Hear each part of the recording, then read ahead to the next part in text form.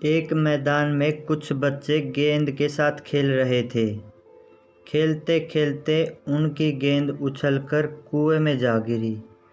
खेल रुक गया। बालक निराश हो गए। दोनों बालक कुएं में झांकने लगे और सोचने लगे कौन निकालेगा गेंद को। तभी एक तेजस्वी मनुष्य दिखाई दिए। उनके पास धनुष बाण था। बालकों को कुएं के पास देखकर वह उनके पास आ गए। बच्चों ने गेंद के बारे में बताया और सहायता के लिए प्रार्थना की। उन्होंने कुएं में पानी पर तैरती हुई गेंद देखी। वह यह देखकर मुस्कुराए, फिर धनुष उठाया और बालक एक दूसरे को देख रहे थे। वे सोचने लगे बाण से गेंद को बाहर कैसे निकालेंगे, और पहला बाण सीधा गेंद में जा लगा। फिर दूसरा बाण पहले बाण के ऊपर लगा और दोनों बाण जुड़ गए। फिर तीसरा बाण दूसरे के साथ, चौथा बाण तीसरे के साथ और पांचवा बाण चौथे के साथ जा गया। अंतिम बाण कुएं के ऊपर तक आ पहुंचा। उसे पकड़कर गेंद बाहर निकाल ली गई। धनुष विद्या के इस कमाल पर बच्चे चकित रह गए। क्या आप जानते हैं तीर चलाने वाले और वे दोनों बच्चे कौन थे? तीर चलाने वाले गुरु द्रोणाचार्य और गेंद के साथ खेल रहे बच्चे पांडव और कौरव राजकुमार थे। आगे चलकर यही द्रोणाचार्य इन राजपूतों के गुरु नियत हुए। गुरु द्रोणाचार्य कौरव और पांडवों को जीवन से जुड़ी समस्याओं पर आधारित पाठ पढ़ा करते थे।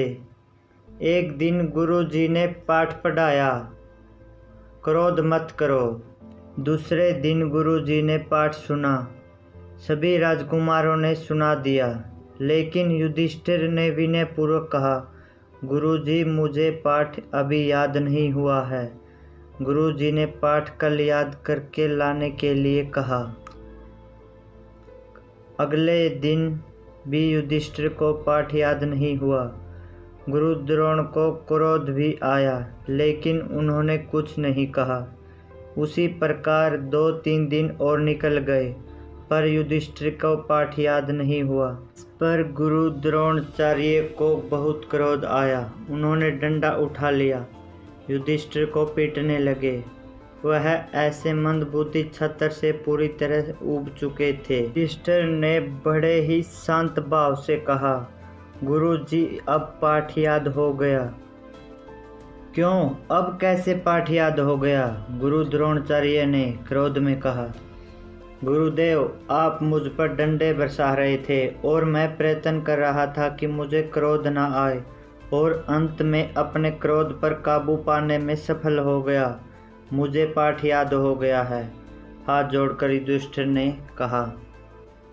यह बात सुनकर गुरु द्रोणाचार्य भौचक्के रह गए। हाथ से डंडा छूट गया।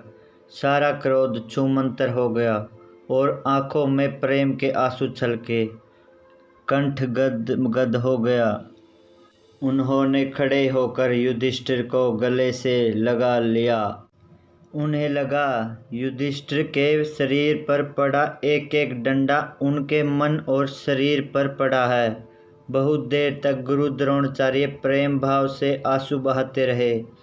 सारे पांडव और कौरव इस अद्भुत दृश्य को देख रहे थे। में गुरुदेव के मुख से सिर्फ इतना निकला, बेटा युधिष्ठिर, सही पाठ तो तूने याद किया है। सत्य और धर्म की रक्षा करता हुआ तू इतिहास में अमर होगा। मेरा आशीर्वाद हमेशा तुम्हारे साथ है।